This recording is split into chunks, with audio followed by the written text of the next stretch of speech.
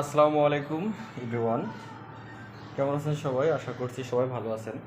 তো আজকে আমি আপনাদের একটা জিনিস দেখাবো যে আমাদের দেশে যে পরিমাণ রোদের তাপমাত্রা এখন আর যে পরিমাণ তাপদাহ চলতেছে, আসলে কি বলবো। দেখেন, কিছুক্ষণ আগেই গোসল করলাম, বাট এখনই শরীর ঘামতেছে। তো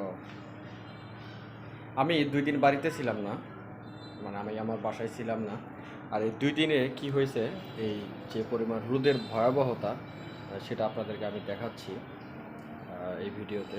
তো দেখলে তো বুঝতে পারবেন যে আসলে এই রোডটা কী পরিমাণ। আমি যে ফ্ল্যাটে থাকি, আমি একটা 5 তলায় থাকি। তো 5 তলায় আমার যে ব্যালকনিতে আমি কিছু গাছ লাগাইছিলাম, আর সেই গাছগুলোতে আমি সির্ফ 2 দিন পানি দিতে পারি নাই।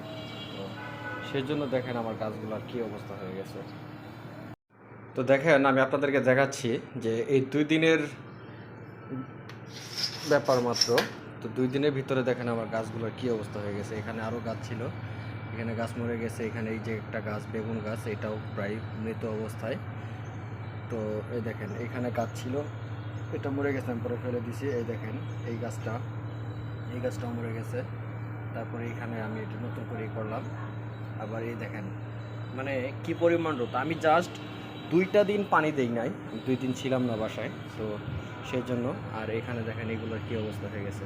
মানে এক কথায় রোদ যে কী পরিমাণ, মানে কি বলবো, ভাষায় প্রকাশ করার মতো। হ্যাঁ, অনেকে দেখছি যে রোদের ভিতরে ডিম ভেজে খাচ্ছে, মাছ ভেজে খাচ্ছে। আসলেই পসিবল যে পরিমাণ রোদ। আমি যদি আমার এই ব্যালকনির যদি গ্রিলগুলো ধরি, তো ধরে রাখতে পারবেন না, মানে যে পরিমাণ গরম, ঠিক আছে।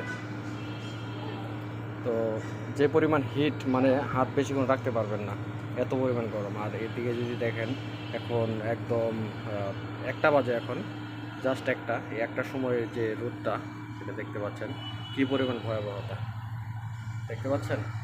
মানে আমি আমার চোখ দিয়ে দূরে তাকাইতে পারতেছি না, এত পরিমাণ রোদ।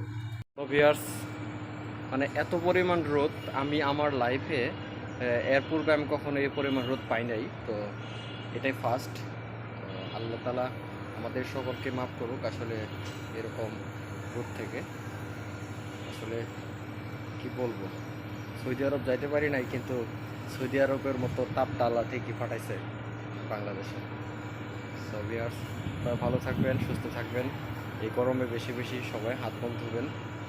তো ঠান্ডা পানি খাওয়া থেকে বিরত থাকবেন। বেশি ঠান্ডা পানি খাইলে আসলে সমস্যা হয়, আমি নিজেও সমস্যায় ভুগতেছি। তো ঠান্ডা পানি খাইলে পানি মিক্স করে খাওয়াই ভালো। সো ভিউয়ার্স, ভালো থাকবেন। আল্লাহ হাফেজ।